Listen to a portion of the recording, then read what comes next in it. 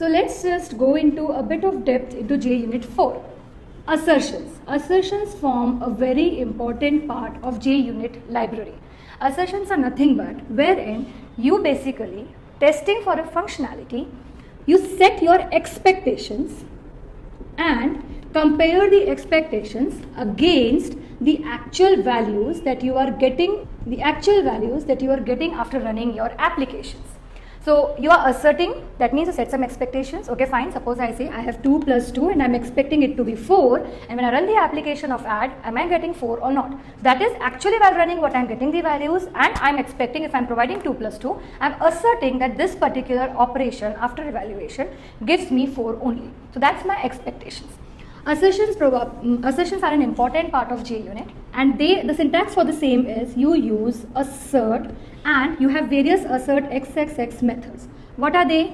You have assert equals, you have assert null, you have assert not null, you have assert true, you have assert false, and so on, right? So all these asserts basically takes values. So when I say assert equals, I am providing the expected values, I am providing the actual values, and I am asserting with those, and I am testing whether my test passes or fail. Now a small syntax on JUnit.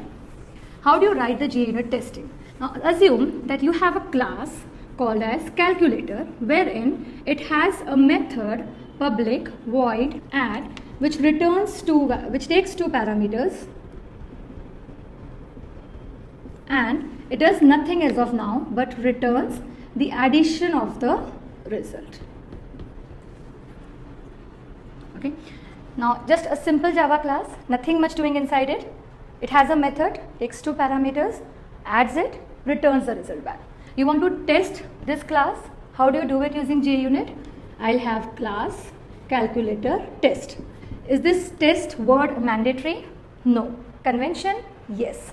When you understand that this is a test class by the prefix added to the cal class, and it is a test class for the calculator class. So it just makes our developers' life easier to understand by the names of the classes what it represents. Now I want to test the add method. That means for testing, I have an annotation called as @test. This method, this annotation is available in the package org.junit.star. Okay, you use the annotation, and annotations are always applied either at method levels or class levels. So I have a method public is mandatory, void, yes, mandatory, you cannot have any other return type except void. Now the method name for the test case should be such representing what that test case is testing. So I'll say add should return value, okay, followed by open and close round bracket, and it takes no parameters at all. So this is the signature of a test case that you write, open curly brace, close curly brace. Now I am testing the calculator calculator class, wherein I am testing the add method. What I am testing is when I call add, it should return some value, right? Public, it's mandatory, void, it's mandatory, annotated with @test. How will I test it? Of course, I'll create object of the class, that's again plain code Java, and then I'll say c1.add, passing in some values. Now when I pass 2 and 4, what I'm expecting it to return? 6. So my expected value is 6. My actual value depends on when I call the method, it executes what value it returns, and I put this inside assert equals. So I am asserting that whatever I am expecting is equal to the value that I am actually getting it.